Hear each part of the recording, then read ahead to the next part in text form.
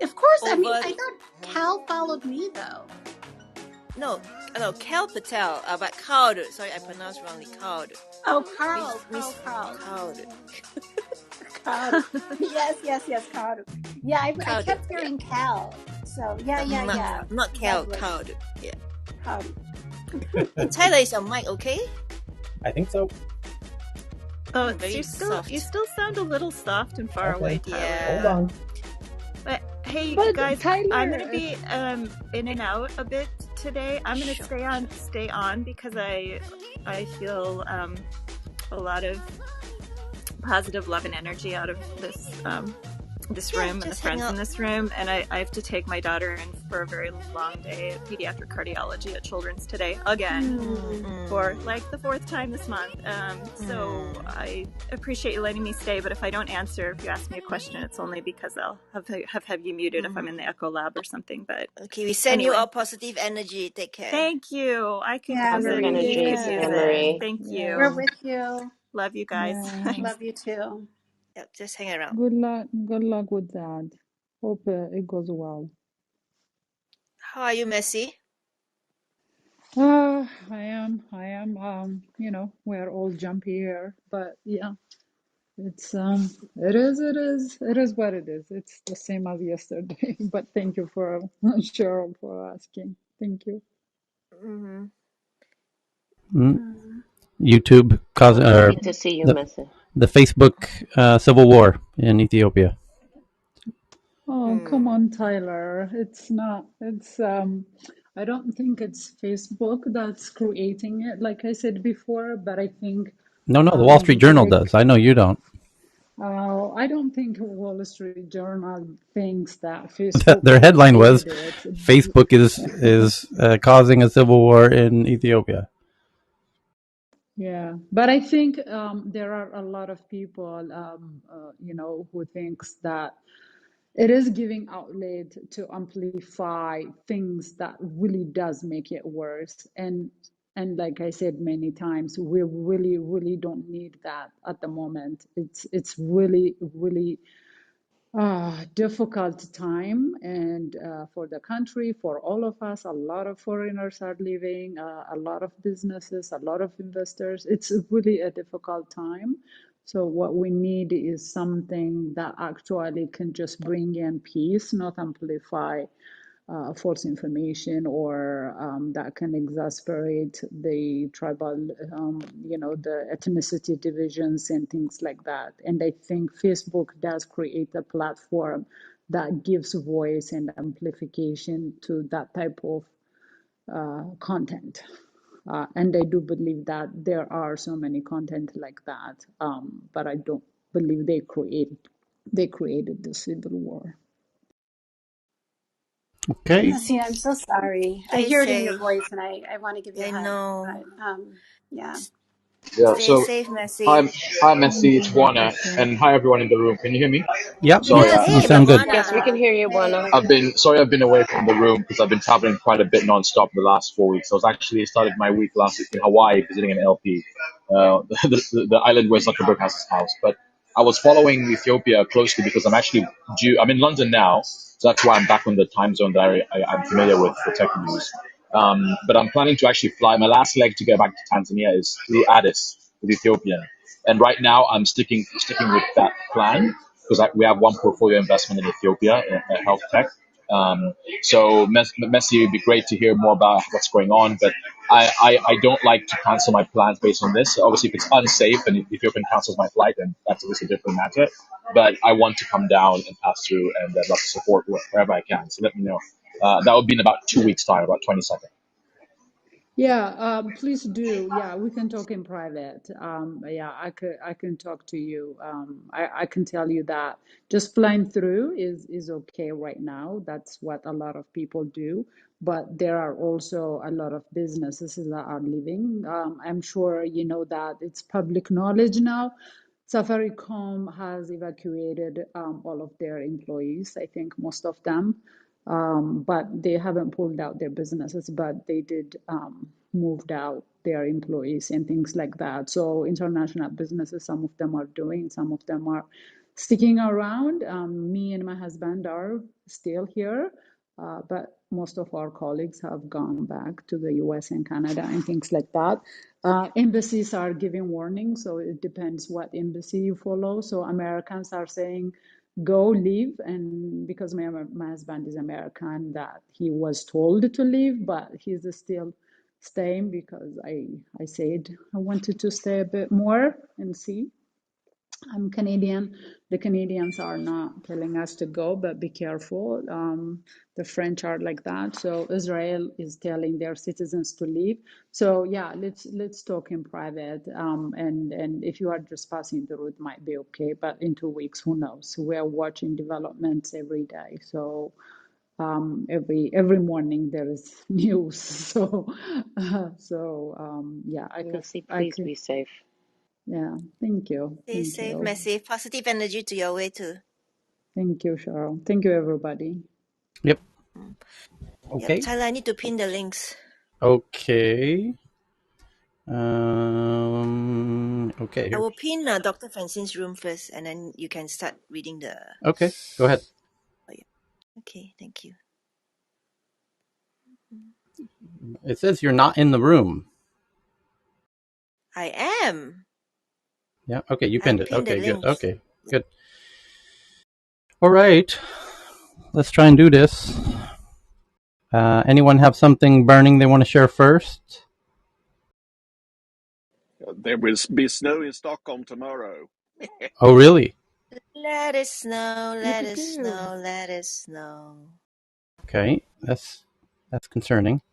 Let's see here. What do I need? I've got this. Okay, well, here's the top story. Let me hit the air horn first. Yeah, air horn.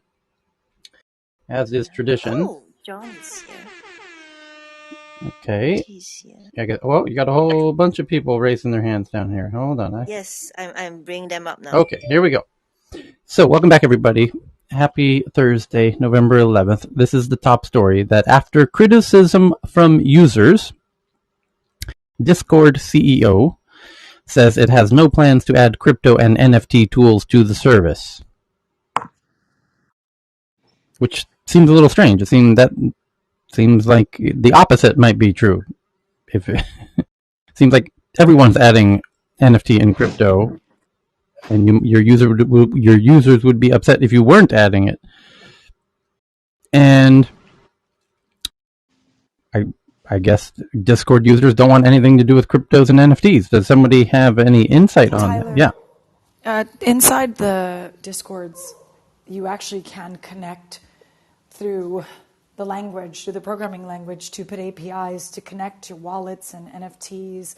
So I really believe it's more that the functionality of Discord is already connected to gaming, and you could already programmatically use bots and code to get information from the blockchain that you'd want. So in some ways, I would think that they're focusing on just keeping the platform the way it is. Okay, so it says here in the article, the Discord founder sought to reassure users on Wednesday that the company doesn't have impending plans to shift its business toward NFTs. In a tweet earlier this week, he shared an image of a crypto wallet called MetaMask integrated into Discord's user interface with the text, "Probably nothing," as a hint of things to come. Shorthand language in the NFT space, or something that's about to be a big deal. He contextualized the previous tweet Wednesday evening, noting that Discord has no current plans to integrate crypto into its app. Discord also provided the following statement clarifying its plans. "We appreciate all the perspectives we've been hearing in response to the internal concept you may have seen in a tweet earlier this week, and want to clarify that we have no plans to ship it at this time. We're excited about the potential for Web3 technology and the positive ways these communities are coming together on Discord, especially those organized around environmentally friendly, creator-focused projects. However, we also recognize there are some problems we need to work through. For now, we're focused on protecting users from spams, scams, and fraud." Okay.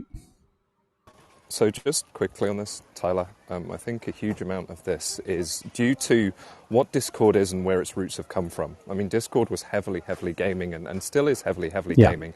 And then people started to learn about it and development teams started to use it. So then it became the go-to for certain projects, things like Great Minds Future, Small Steps and Future Leaps and that kind of thing, and programming communities and frameworks, and they all started using it. And then the wider world started to learn about it and how sort of uncensored it is, and especially as Reddit started to crack down more and more on content and subreddits, people actually started moving over to Discord with maybe more unsavory things like OnlyFans and that sort of stuff. So the central concept of Discord has become kind of mixed up and diluted and twisted a little bit. And I think this is... NFTs are awesome, crypto is awesome, but there's a lot of danger in this space, and I think it's just another thing piling on top of that, where the core users are going, hold on a minute, what is this platform now? What are we coming here for? Please remember your roots. Okay. So the next article is Disney misses Q4 estimates after slower streaming service growth, with Disney Plus adding only 2 million subscribers in the quarter, now a total of 118 million. And yeah, it's getting a little saturated. They're going to have to go into new territories and create new services like Netflix is doing with video games. And what would you do if you were Disney and you wanted to boost Disney Plus?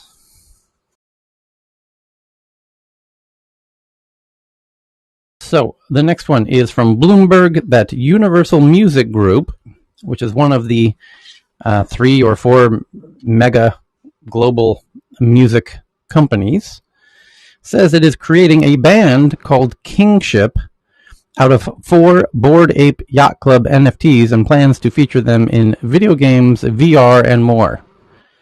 Kingship, consisting of 4 virtual apes, reimagines the idea of a band and a brand. See, this is starting to make me like NFTs even less for some reason. I'm just sensing just too much greed, and this seems like opportunism. The world's largest music company has created a band of 4 virtual apes. If that sentence makes you question your sanity or the state of Western civilization, you aren't alone. Yeah, count me in for that one. Universal Music Group is combining 2 hot digital concepts that you've likely read about in the past year, non-fungible tokens and the metaverse. Thanks to the appreciation of cryptocurrencies and some very famous boosters like Elon Musk and Mark Zuckerberg, they've gone from esoteric to ubiquitous in just a few months. And while NFT boom has often felt like it involves a bunch of people who made too much money buying crypto, major corporations are trying to figure out how to leverage both NFTs and the metaverse to their advantage. Yes, and that's why it makes me sick to my stomach. Facebook, which has changed its name to Meta, is the most prominent example embracing the concept of an interconnected virtual world. Universal Music, the home to top-selling musicians like Drake and Taylor Swift, is working with collector Jimmy McNellis to convert 4 of his NFTs into a band called Kingship. Kingship consists of 4 digital characters, 3 Bored Apes and a mutant ape, all part of an NFT collection known as the Bored Ape Yacht Club. The club is one of the most successful NFT stories of the past year. It gave everyone who bought one of the apes full commercial rights to use the image. One of Universal's labels has hired a team of crypto artists and animators to turn the 2-dimensional apes into 3-dimensional beings. The company will record music for Kingship that it releases on streaming services. The band, quote-unquote, will perform and participate in video games, virtual reality applications, and across constellation of digital experiences known as the metaverse. You can call it an NFT band or think of them as characters, says the head of the label in an interview. The characters will come to life. The apes will come to life. I mean, it was bound to happen, right, Tyler? It was bound to happen, but I'm also curious to see it. Behind these characters, someone's doing the music, so someone is, getting rights and licensing and residuals and so forth. So, it's I don't like it, but I'm not surprised. It was bound to happen. Just remember the gorillas from the 90s. Yeah, you can't not think of gorillas. Totally. Yeah. I was just about to Exactly. tweet them out. Exactly. I'm so nostalgic to go listen to their first album now. Didn't we I'm have so happy you said that, Carl. didn't we have another synthetic group called Spice Girls? Oh. I'm happy. This one. I'm having good. How about the monkeys? Yeah, other people on Twitter are comparing it to gorillas. The monkey-like faces doesn't help. Okay, next article. Instagram is testing a new feature called Take a Break, an opt-in feature that reminds users to take a break after 10, 20, or 30 minutes, as they can choose the frequency of the reminder to take a break. It's completely useless. People won't use it. It's been on Apple for ages. People don't bother. You know what? I think you just helped unravel the mystery. That's me as well. I have the app and I don't use it. Correct. And I think Instagram knows. They've obviously, before they launched these things, they tested these things very thoroughly, and they found exactly that no one's going to use it. However, this does give them one extra important weapon in their debates with regulators about the addiction of Instagram, which is, well, if you're addicted, well, we have the take your break feature.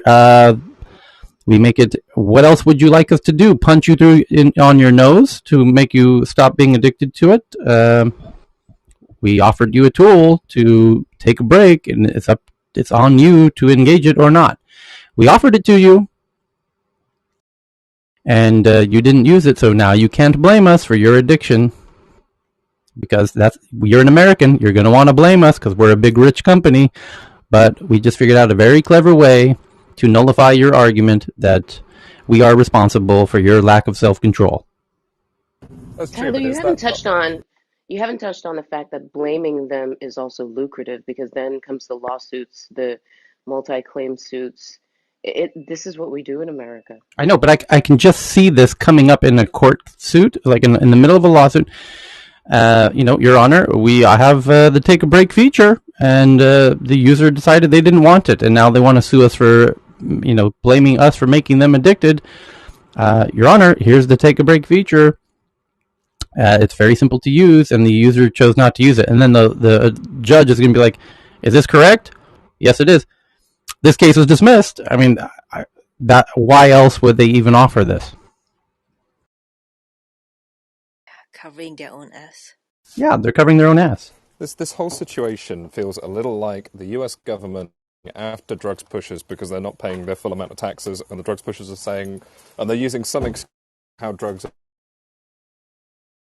It's clever. We're saying to the consumers before we hand over the baggie. Yeah, but I mean, as people have said on this stage, things like this exist, and nobody uses them, and they know no one's going to use them. That's why there's no harm in doing it, but they do benefit by, giving themselves additional a kind of impunity or immunity from accusations of trying to encourage addiction. Tyler, Well, it's all about optics. It's all about the optics. Right? I just like to ask anyone who have Apple Watch. Apple Watch you can set like take a deep breath note. So will you do it or not? If you were good, so sometimes this kind of heads up actually effective in some way. Okay. Next up. I use those sort of features, BB. Yeah, so I think routinely you can take a break if you really deep you are in so deep in your work. So that kind of tip up will make you stop. That's my point. Thank you. What happens during the take a break period, and how long is the break? You mean it's really up to you, and then I do whatever's contrary to what I was doing. So if I was writing, I'll maybe watch something. If I was watching something, I'll probably get into a book or a dance. But that takes the onus off of the company, right? And places it on me, being the responsible adult that I am, to understand that I'm diving too deeply into something and I need a break, and setting those in place, it's really my responsibility, no one else's. The point you make there is really important when you were saying that, what Tyler said, what do you do when you're taking a break from one thing? And then one of the things you said was you go and watch something for a moment. And this harkens back to a point that I made months ago, and that it's not really... This is so much more complicated than the Wall Street Journal is making out going after Facebook. It's a societal thing. It's a consumption thing. Because if you put Facebook down, you pick up Instagram. If you put Instagram down, you pick up TikTok. If you put TikTok down, you pick up Snapchat.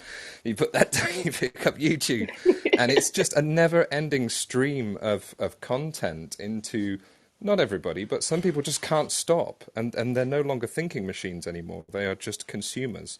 And that's just a really sad thing. And no, I don't know what the solution to this is at all. But I think Vinay's point, all of this is just theatre. This update is theatre. The US government going after big tech is theatre. The media system going after Facebook and other social media is just theatre. Is anybody actually wanting to make things better?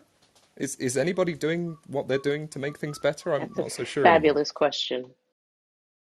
I think it goes down to what Sharon just said. I mean, it's self-control. At some point, we're just going to have to kind of, police ourselves and just kind of use our own common sense and parameters.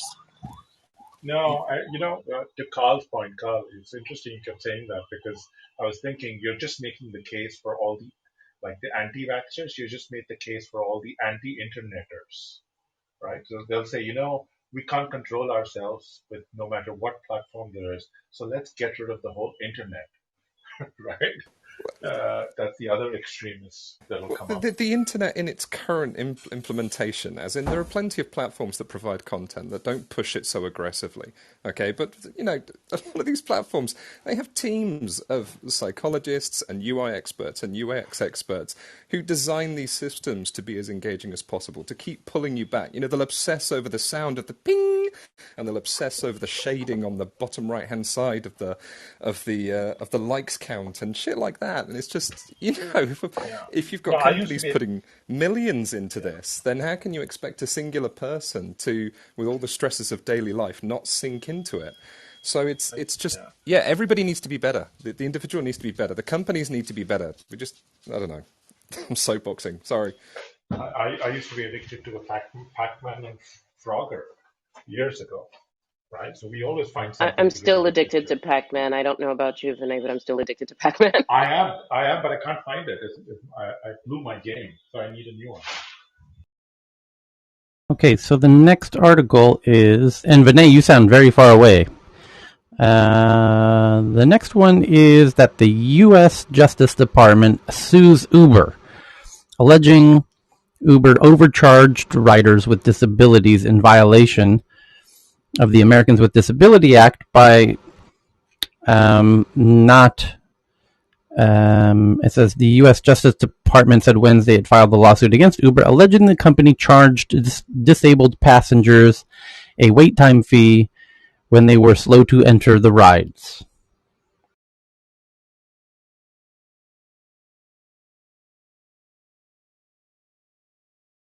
The next one's from the Wall Street Journal. A look at Elon Musk's pre-planned moves for Tesla stock after it fell 12% following his weekend Twitter poll where users voted he should sell 10% of his shares. 3 days of share disposals come as the billionaire chief executive exercises a large number of stock options. And researcher details how hacker-for-hire group Rocket Hack infiltrated the email and Telegram accounts of more than 3,500 individuals, including politicians and journalists. Let's read that one. Forbes says they have an exclusive. A cyber mercenary is hacking the Google and Telegram accounts of presidential candidates, journalists, and doctors. An unprecedented peek inside an underground hacker-for-hire operation reveals 3,500 targets, including Belarusian presidential candidates, Uzbek human rights activists, and a cryptocurrency exchange. Their primary targets were Gmail, ProtonMail, and Telegram accounts belonging to anyone whom their paymasters want to spy on. A stakeout in digital investigations looks very different to the traditional images of sleuths camped out in blacked out vans. Just ask Netherlands-based cybersecurity researcher Fike, who spent some months behind his computer screen tracking the activities of a hacker-for-hire crew called Rocket Hack, when in October 2020 he had a slice of luck. Data collected by his employer, Trend Micro, pointed to a web page used by a Rocket Hack to monitor its victims. Requiring no password to enter, it effectively gave him a shop floor view of a bustling hacker-for-hire operation. The breakthrough led to the discovery that for the last 4 years, the Russian-speaking Rocket Hack crew has quietly infiltrated email and Telegram accounts, PCs and Android phones, as well as many as 3,500 individuals. The targets range from journalists, human rights activists, and politicians, through to telecommunication engineers and IVF doctors across the few dozen clinics. His findings provide startling proof that alongside established businesses like Israel's NSO Group, who provide services for law enforcement to hack into devices, there's an underground industry of players like Rocket Hack who break into people's digital lives for the highest bidder, whether that's a government, a corporate espionage client, a stalker, or an abusive spouse. Rocket Hack's business model, according to a report, shows, as shown to Forbes ahead of the publication on Wednesday at the Black Hat Europe Security Conference, is simple. It goes after the most private and personal data of a business of businesses and individuals, then sells that data to whoever wants to pay for it. Alongside access to people's emails, the crew has also sold call record logs from cell towers, airline data, and banking information. The primary hacking method is via phishing, with emails containing links to fake login pages for Google, Gmail, encrypted email service Proton, and Telegram, among others. A 2018 advertisement from the hackers suggested breaching the security-focused ProtonMail was its most expensive service at 50,000 rubles, or $700 at today's exchange rate, while cracking a Gmail account would cost 40,000 rubles, so about $600. But there's evidence that with some Russian email providers, they have some kind of deeper access, as they offer to get into accounts without need to trick the user with phishing emails. Would be a keylogger. So, next up is another cybersecurity vulnerability. Trend Micro report details the activities of hacker-for-hire group called Void Ballure, which has targeted U.S. telecom companies and others since the mid-2010s. Uber is back in the news. Uber says it will raise London rates by 10% to increase driver pay, with an additional 15% for some destinations like Heathrow, the first increase since 2017. JavaScript-based smart contract service called Agoric, which is built on Cosmos SDK, raises $32 million. Apple unveils business essentials for small, medium businesses. We covered that yesterday. Twitter will no longer crop photo previews on the web after a similar update on iOS and Android, following claims of bias in its auto-cropping algorithms. Bloomberg headline says how Google's Earth engine is helping nonprofits and researchers manage deforestation, floods, and droughts with its satellite imagery and data analysis tools. South Korean K-pop management agency called HYBE partners with crypto exchange Dunamu to create a US-based platform for NFTs, including for BTS launching next year. And Implied Intuition, which makes software for autonomous vehicles, raises $175 million. Reuters says they have sources that Didi, the Uber of China, plans to relaunch its ride-hailing and other apps in China. Beijing's investigations begin to conclude. Sources says Didi expects a $1.6 billion fine. Reuters headline says after toning down its Singles Day marketing, Alibaba says nearly 400 brands reached $15 million in sales. JD.com says sales reached $48.7 billion in one day, up from $42 billion last year.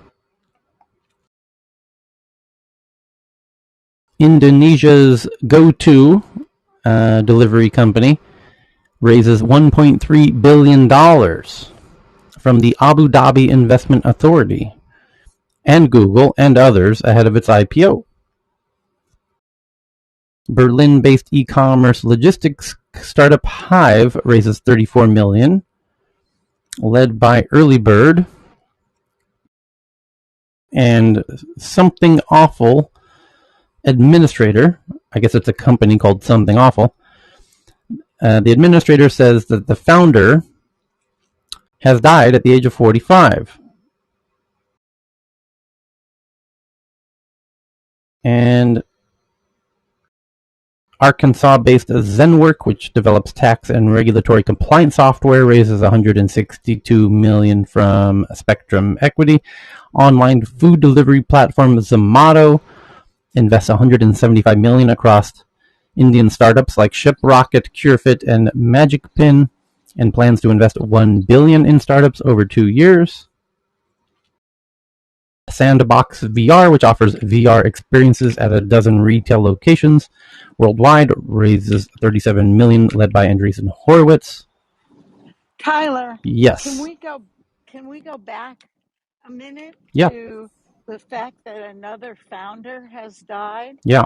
We're doing the room today at 11 for Chris, and it just reminds me again about entrepreneurs and their health and what a totally important subject that is to raise awareness.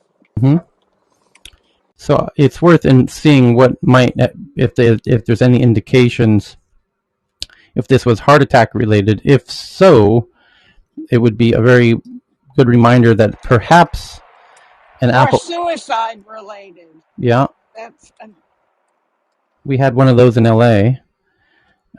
This one says, longtime Something Awful forum administrator named Fragmaster posted that site founder Richard Lowtax Kyanka has died. I guess I should preface this by saying this isn't a joke, especially since I'm posting for like the first time in 10 years or something, but I got the bad news today directly from Rich's family.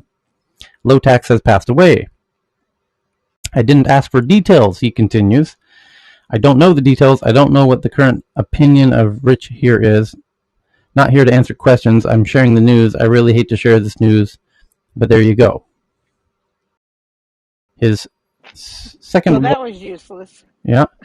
His second wife, who posts on the website under the name Lady Ambien, has confirmed her husband's death in a very angry post about his treatment of her and their children. For the admin's eulogy for the site's founder, which was originally posted in a the rest of the article doesn't give any other details.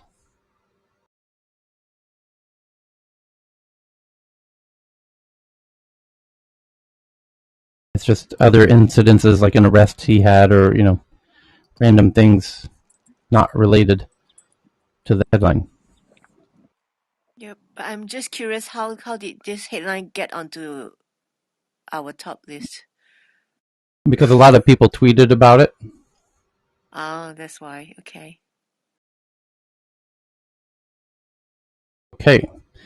So that covers the big boring headlines, with the exception of one more here, which is Affirm, the buy now pay later company that was the American a clone of Klarna, did their quarter report with a revenue of $269 million versus the market estimate of 248. So they very handedly beat Wall Street's estimates with a growth of 55% year over year, 8.7 million active customers, up 124% year over year.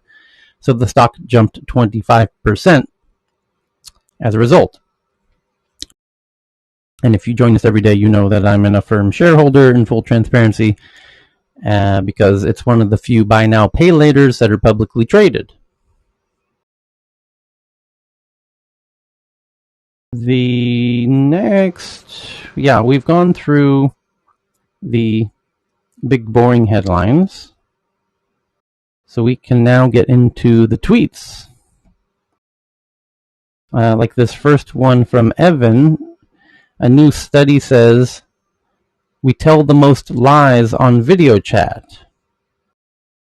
But the question is, if we lie the most on video chat, where do we lie the least?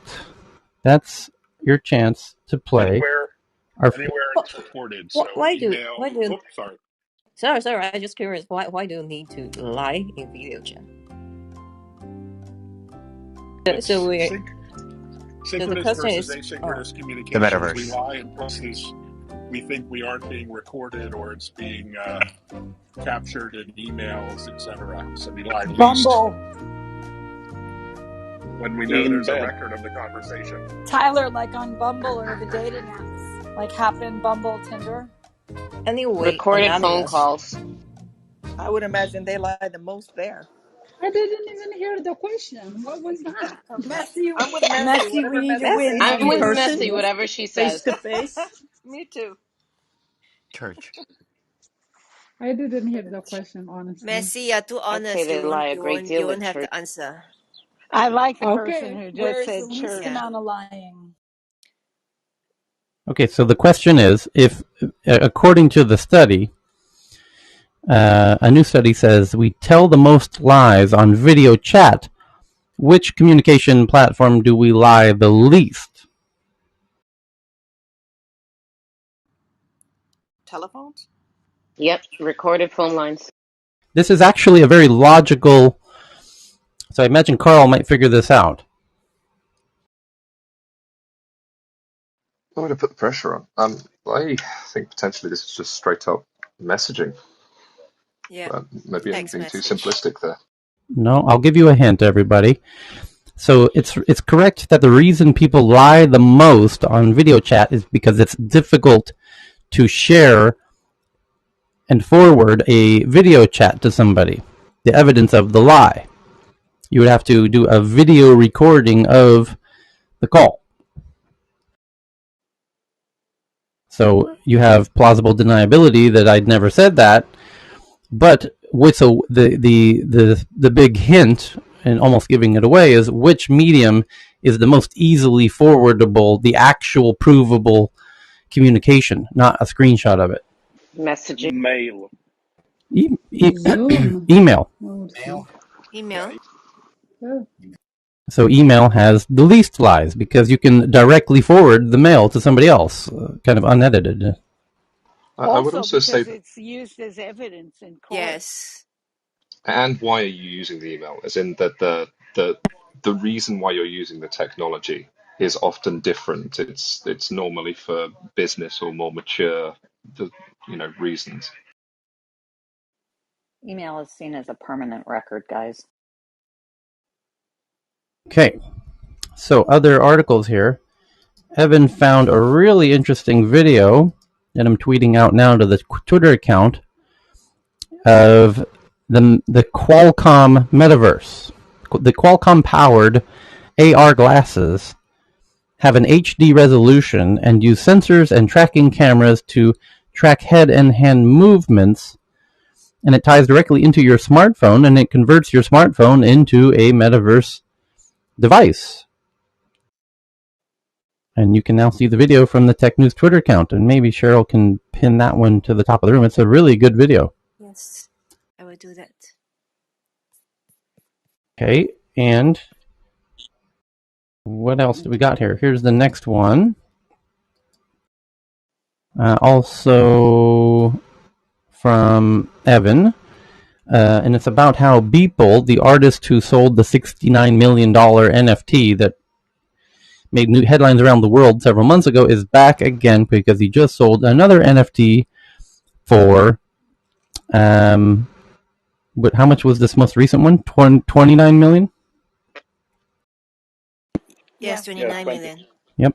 And now he's appearing on late night talk shows like The Tonight Show with Jimmy Fallon, explaining how he went from selling art for $100 to his multi-million-dollar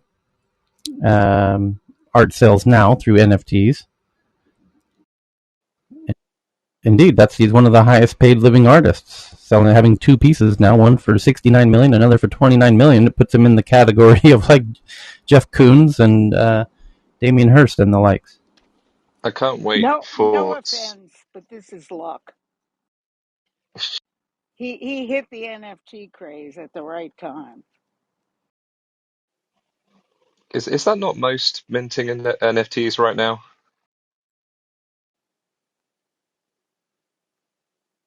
Well, to that point, Dr. Fran found this one from Forbes. The headline says, from Forbes, NFTs find a place on the cover of Vogue magazine.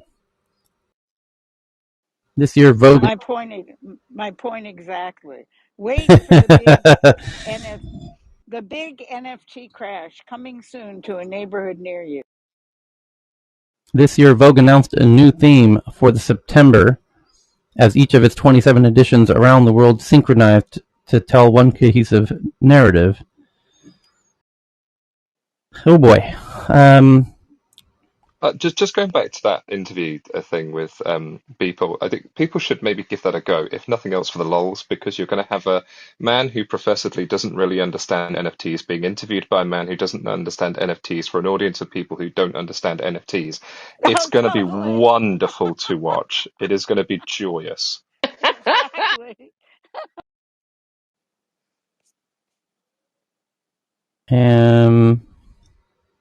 May, what is this one? A Subway sandwich worker with a baby strapped. That was really sad to read, Tyler. That's the state of how people are like struggling to even just get their basic needs met. Yeah, this is an amazing story.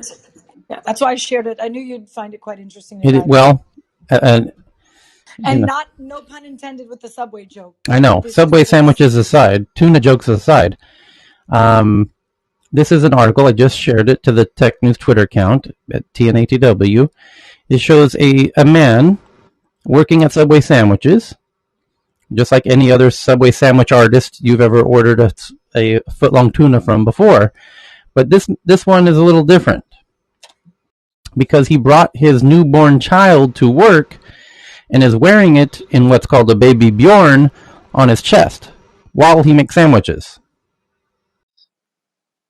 Subway worker with baby strapped to his chest sparks debate, as it should. If he gets fired for this, I'm fighting everyone at Subway, one user commented. I'll be with him because when my kids were babies, there was a baby backpack that you could buy and put on your back. And I was an English professor at the time. And I took my kids to work on my back in the backpack. Because, of course, we have no childcare in the United States. Bingo. Or child care is extremely expensive. Correct. It's actually quite Or sad. bad. It's quite hurtful to see that because you don't want this man to get... Yeah, I'm with Dr. Fran, man. I'd be the Francine. I'd be the one right on top of them to fight them. So it says, the video of an American Subway employee. No. He's a sandwich artist, first of all. Let's get our terminology straight here. The layers architect.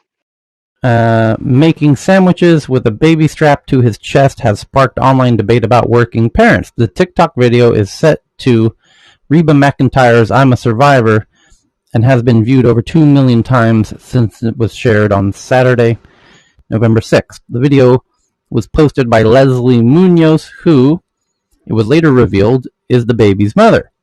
Munoz, who is a former Subway employee, said she made a lot of close friends while she was working at the quick service restaurant. In a follow-up TikTok video, she clarified that the man in the video is a former coworker and a friend who adores her son.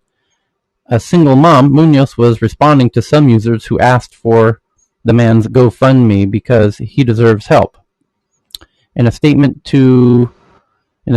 Munoz explains she asked her friend to hold the baby while she ate. When she stopped by the outlet for a meal, the old co-worker was so excited and strapped him on. He then proceeded to make my sandwich, but as soon as a customer came in, he was given back to me. There was an outpouring of support for the unnamed Subway employee online, and the TikTok triggered conversations about child support, single working parents, and leave policies. One comment read, "If I saw this at a local Subway, I would not be bothered. Sometimes childcare falls through, though. Can we normalize this?" Another user said, "There shouldn't have to be a choice between taking care of a child and making money to take care of the child." This is such a big conversation. Oh, I'll say. And it's really funny because we are tech news around the world, and it's basically an American conversation because other countries have dealt Yes. with this in completely Dr. different and better Francine's ways. spot on. I think it's global. Here is the thing, the mother, if you have to take care of the kids, basically, you might be fired, but not directly. You get pressure to leave that job. So I think it's globally. What's also so beautiful about this is that babies at that age love to be in the baby Bjorn. So you can do a lot with the baby in the baby Bjorn. It's just whether or not, I mean, I can see arguments that they'll make, but I'm so in favor of this. This is beautiful. Oh, yeah, me too. But as a customer, I think you can sympathize that situation. At the same time, it's a food making situation. I mean, you still have other SOP you have to follow. So I think the controversy, yeah, it's. Yeah, I think he has no other way, but still, that work situation or the environment may not be okay to have a baby there. Okay.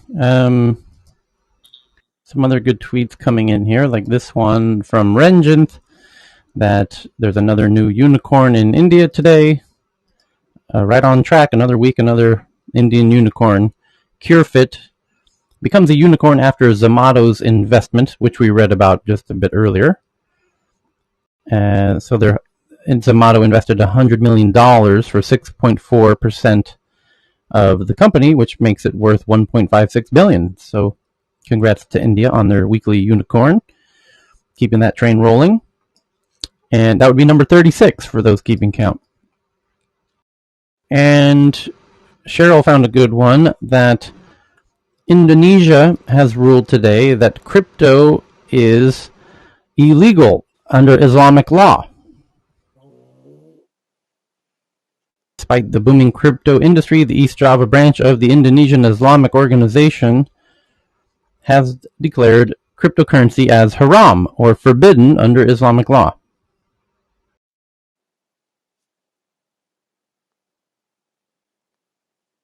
It will be interesting to see how other Middle Eastern or other Islamic states rule on the halal or haramness of crypto. Why? How? I mean, kind of. You are breaking up wonderfully, at least for me.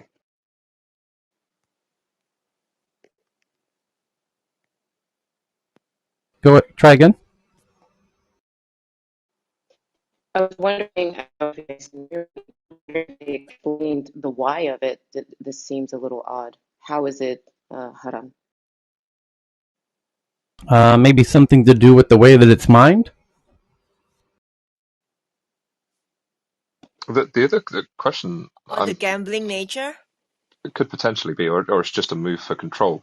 The question I really want answered, and I don't know enough about the area, is how effective is this going to be? I mean, we've seen in China that they have banned it, and then they rebanned it, and then rebanned it, and then rebanned it, and it didn't do obviously it affected the openness of the mining and the asset holding, but there's still a lot of people who just drove it underground. So how is this actually going to affect the region? Will people abide by this ruling?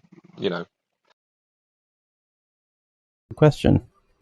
So, I have some background noise here. That's why I was being a bit quiet. But basically, it's the idea of risking your money and the idea of losing money and losing wages over something that's not 100% sure. So that has something to do with it partially. But but I can't tell you how big crypto is right now in the Middle East. So I don't think it's anything that's going to stop anytime soon. okay. Speaking of fintechs, Aaron, you just shared news about a UK buy now pay later unicorn called Zilch.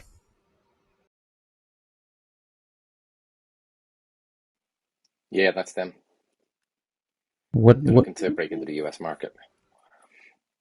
Buy now, pay later. They raised, I think it was 80 million earlier in the year, another 110, I think, recently. I think it's a $4 billion valuation or a $2 billion. I can't remember. It's $1 billion. Yeah, just two buy now, now, I pay think. later. Two now, Carl. Yeah, just as we've been saying before, it's just hot as buy now, pay later, and obviously. You'll see other articles. My former employer, MasterCard, have also made it available on the platform.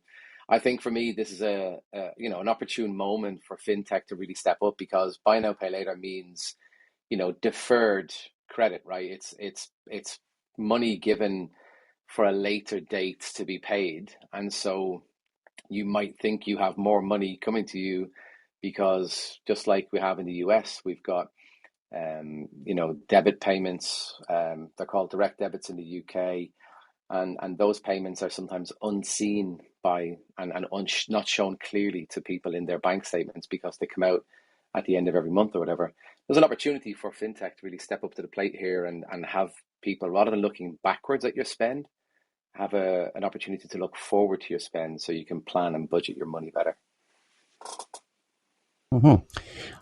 The next one is that YouTube starts hiding public dislike counts. Keeps them private for the content creator. So YouTube starts hiding public dislike counts on videos to keep smaller creators from being targeted by dislike attacks. Following a test in March, creators will still be able to see how many people dislike their videos. YouTube has announced that it'll be hiding public dislike counts on videos across the site, across YouTube, starting today. So this goes a little bit further than that as well, because it follows a lot of core changes to their API. I happen to work a little bit in this, and one of the products that we're working on is an insights platform that collates all your media and everything across different sources, and then gives you some high level metrics on how you're performing compared to others in your sector and the pathway you should take and that kind of thing. Again, YouTube has just been doubling down on their API, making it more and more restrictive over the past couple of months. And then this change is another one where, again, you can no longer scan for competitors or other YouTube accounts other than your own and collect that level of data that you can get about other YouTube accounts and streams is getting smaller and smaller every single year as it goes by, and it's really affecting a lot of these.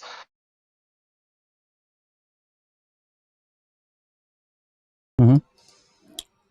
Okay, next up, kind of to that point, I saw, I just had a meeting to affect them. Oh, sorry, Carl. It seems you dropped out for a minute, or maybe I did. Oh, sorry. Was it me? Can anybody else confirm? Was it me or was it Tyler? No, you're okay, Carl. You're okay. Right, yeah. So just just to summarize my point is that this is going to affect a little bit more than that as well, because there's actually a lot of services, media management platforms that rely on a lot of these statistics, and YouTube is locking them down. Year on year is giving you less and less data, and it's going to affect a lot of companies that rely on these external platforms to give them the metrics that they need in guidance of what content they should be creating. Okay, so I had a meeting today. I sound okay, yeah? Yeah, Yes, you're Okay. okay now. So it's with a very highly respected AI guru, who's built the AI algorithms for one of the world's biggest tech companies, who happens to be a friend of mine, and he asked to have coffee today. So I went to visit him, and he wanted to show me what he's working on now, some secret new big thing. And my God, what an absolute genius thing this is. For example, imagine a new type of startup, fintech startup. And we read every day about startups that are trying to raise money, or that are successfully raising money. We read their, fundraising announcements, as we have many times today already. And the idea is when startups raise money, they don't just get free money. They have to give up something in exchange for that, and they're giving up a percentage of the company. Usually somewhere between 5 and 25 or even 30%. And that's called, getting, cash for equity. And that's how traditional startup fundraising works. However, if you have a really legitimate growing business that's very dependably growing, well, let me put it this way. The cash for, shares of the company, cash for equity, that works very well when there's a lot of risk in the startup, where you're not sure that the company could die tomorrow. So you don't want to take that risk, so the investor takes that risk. Otherwise, you would go to a bank and get a loan and grow if you had an incredibly secure startup and you knew you were going to make a bunch of money in the next 12 months from your startup, you wouldn't give away 10% of your company. You would keep the 10% of your company and just go get a loan. And then you would pay back the loan at the end of the year. Right? Anyone would do that. So you don't have to give up 10, 20% of your company. Make sense? Now, this is where it gets really interesting. Because this AI guru friend of mine, who's made one of the world's best algorithms, for example, figured out, well, what if you're a startup and you give us all of your data from all of your services? For example, you're using MailChimp and you're using Salesforce and you're using Google Cloud and all, you have dozens of services that you use as a startup. And we've made a little dashboard for you to connect all of your services so that we can have a look into all of your data. And what this person is a master at doing is taking all of those data signals and making logical sense out of them into the future. That's what algorithms do. So, you're a startup, you need money. We can give you money in the form of a loan. If you let us see all of your data, we can tell you if you qualify for a loan that is better rate than even any bank could ever give you. Now, what's clever about that is every startup that applies is giving lots of data that then trains the algorithms to get ever better. That's the magic of AI, is that they constantly are learning and improving all the time. The more data, the better. So, eventually, this system would learn, this you did on one of your apps, you sent out a campaign that created a really strong, notable spike of... Did your kids send you any pictures of Disney? Oh, we got a hot mic there. Sounded like Netta, but I don't see. Oh, Elle, sorry. I think it's Ellie. Yeah.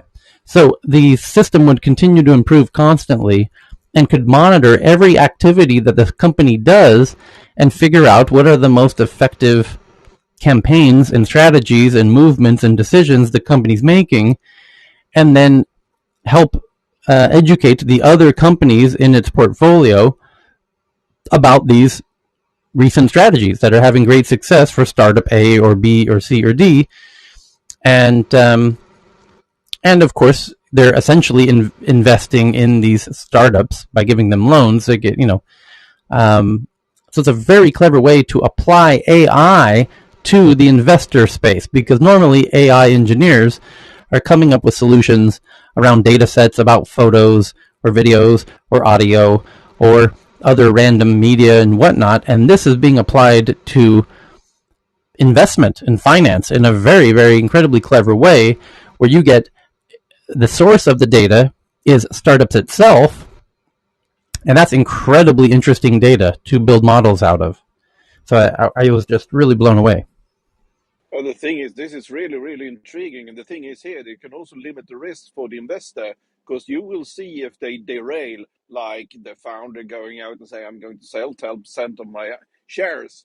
That would have an impact and could actually say, no, you're not getting this monthly addition of the money we provided, because you actually shoot yourself in the foot, sir. You undone. Okay, so the next article is from... Hey, Tyler, I have a Yes, quick question. go ahead. This is Al. What Yeah. happens to the data after it's provided? Is there going to be like a clause that it's like deleted, or is it going to be used somewhere else? I guess it's anonymized, so that if any insights are shared, it's not connected to the source. We didn't get. It was a 30-minute meeting, so we didn't get into the intimate details of that. By the way, Yeah.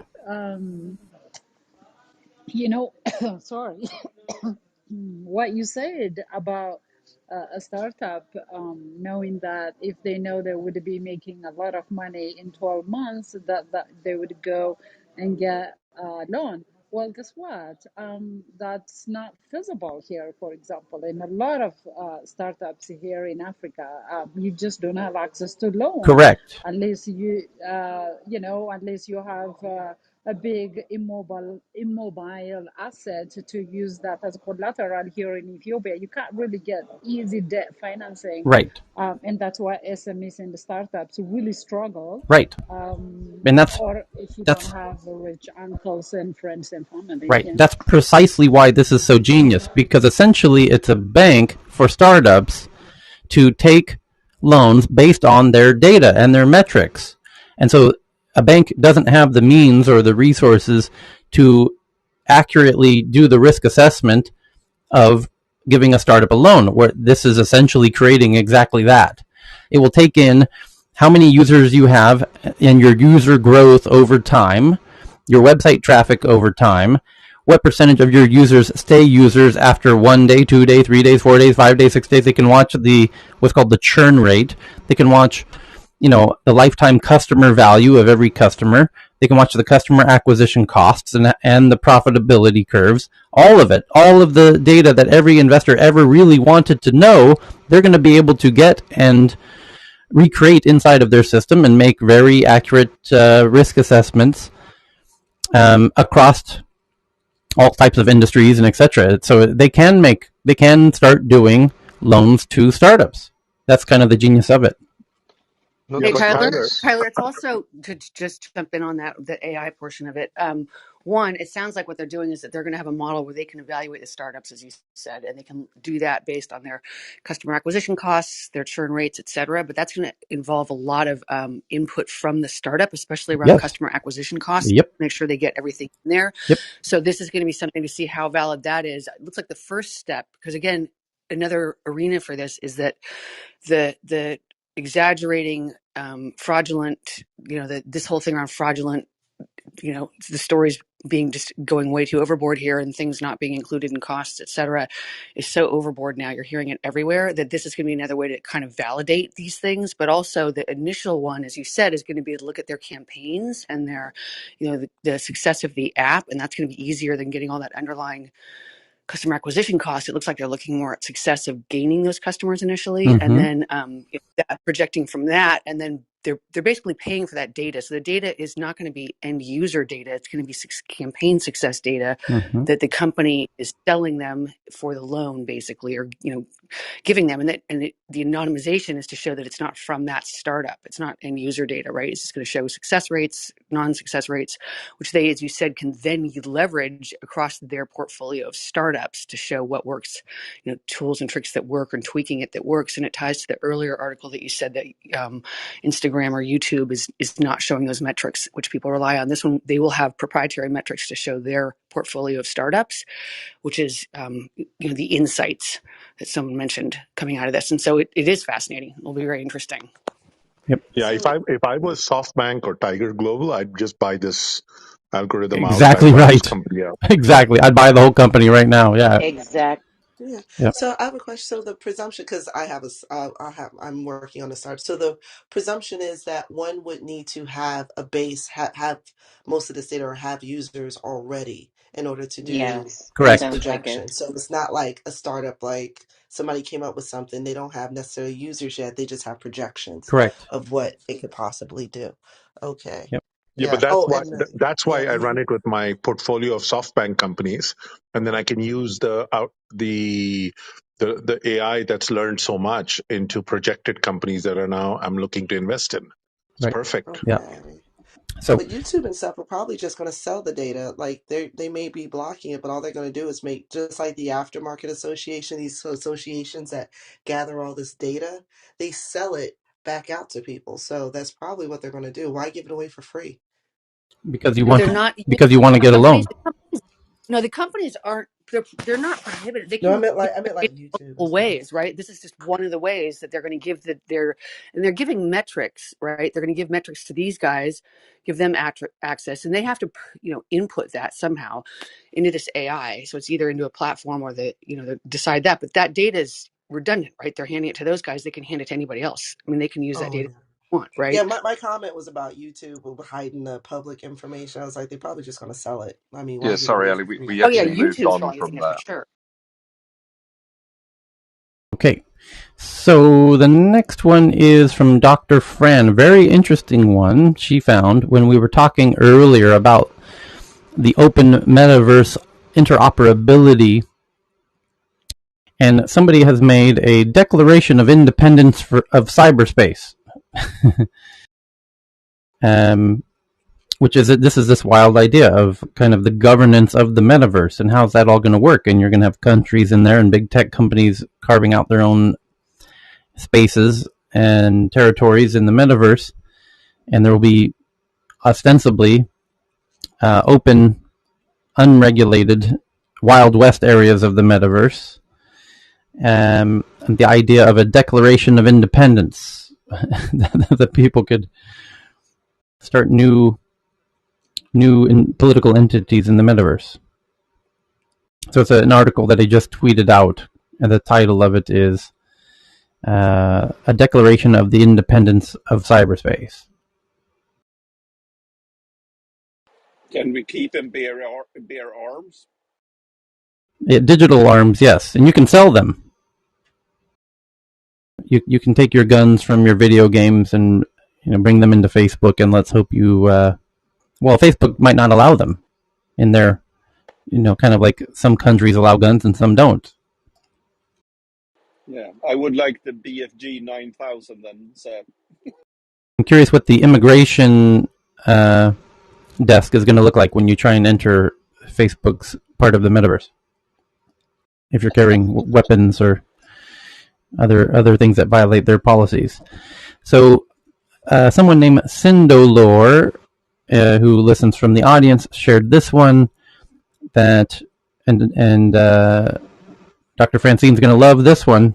Toys R Us launches NFT collection. the parent company of Toys R Us, has partnered with leading authenticated NFT platform Ethernity to bring the iconic animals of Toys R Us to the blockchain. With Jeffrey the Giraffe will be released starting November 13. Have you ever been more excited? Christmas, just in time for Christmas, and it's a digital gift. Back to Jeremiah's earlier prediction that we'll have a lot of digital and online gifts this year because of supply chain issues. Toys R Us, the world's beloved toy brand for generations of kids, is known as much for its nostalgic sense of wonderment as it is for its brand affinity and playful imagery. Didn't they go bankrupt? That was my thought. Toys R Us is not available in Sweden anymore. They did go bankrupt, but they still existed in some places outside the country. I know they're all gone in the U.S. So They're still in the UK. Here's the quote. Yeah. It's just in the U.S. Well, I know how excited we all are that Toys R Us is making an NFT of Jeffrey Giraffe. The quote here says, "We are excited to unveil the first ever Toys R Us NFT collection, which features the iconic intellectual property of the Toys R Us brand, including the one and only Jeffrey the Giraffe," says Yehuda Schmidman, Chairman and CEO of WHP Global and Toys R Us. As we continue to invest in the growth of the brand, entering the blockchain signifies a momentous step into the future and allows us to broaden our engagement with our loyal and expanding community of Toys R Us fans. Because they're really sticking the neck out with this one. Oh, Jesus. Someone DM me and say this might be their desperate move, to raise some money before they really become bankrupt. I was just thinking that. It would be totally cool to go into the metaverse and see. I mean, I love. I mean, that's just nostalgia, but just going in there, seeing like a toy world, just saying, or seeing Willy Wonka, or seeing all those type of things. Just saying, nostalgia. I People was pay just for going to ask you, nostalgia. unless they can digitize this song, that's all I care about, Elle. Fun fact: I was going to I ask. have I a mean, is Jeffrey this the something? giraffe. That's Can higher we? than that the life size Jeffrey the giraffe in my home. So I'm happy for it. Aaron, you just Can we travel back in Also, a time? core value. I mean, one of the Bain's, what is it called? The value chart. So exactly, totally agree. Aaron, you just found a related article? Oh no, it was just I was just checking was it still real, because my understanding was Toys R Us was gone as well, but they've 27th of October, so just a couple of weeks ago, they signed a deal to make sure they could come back to life in physical and digital. So Toys R Us are around. I find this diminishes the value of NFT when we talk about stuff like that. Or not we talk about it, but when articles like this are written, like NFTs are going to be so important in the world of metaverse when you're looking for authentication and identity and all this kind of stuff, and you're looking for clarity, because you can be anything, anybody can be anything. There's a real important a role to play for tokenization, and in this bit here, programmability, which is the smart contract behind an NFT. And I just feel that all this talk about an NFT being a bit of artwork or an NFT being a digital thing, it diminishes the role of an NFT in the metaverse, and it's all a joke. So I don't know. I'll get off my soapbox. But you need this. You I have need a this question. initial It could stage be to drive scammed. it. Will be scammed. Tyler, Yeah, I but have a question. Do we go back in time? I mean, when does what's the timeline? When does it begin? Can we go back 100 years, 200 years? Can we create that world? Mm-hmm. Well, for me, I feel like when email was just starting and people were excited to have an email address and share it with each other, and then companies were super excited. You can email us and here's our web page. We have a home page, a home site, and now we've got a home site, and now we've got a Twitter account, and they were so proud how they had a Twitter account, and it's like Coke announced that they had a Twitter account, and now everybody and their brother is making an NFT. And I feel like eventually NFTs will be, like what we digitized mail, and we call it email, and now we're digitizing, everything under the sun and making it transactable in the form of NFTs, it's going to be eventually as ubiquitous as email and about equally as exciting as email. So that it's just, it's just kind of painful to go through this process of everyone announcing, that everything that you can think of, every conceivable, thinkable thing can be made into NFT. So it's going to become absolutely commoditized and mundane in a very short amount of time. Oh, he's back. Hey, Oh, Tyler. no, we lost you, right? Tyler, you were muted for the past 3 minutes. No, Okay, we you lost you were out of again. the Oh, wait, room, did and we he's lose him gone again? again. Oh, I shit. don't know. Yes. Am I still gone? Okay, Oh, boy. we I can don't hear know, you, McDonald's Wi-Fi? but I think you have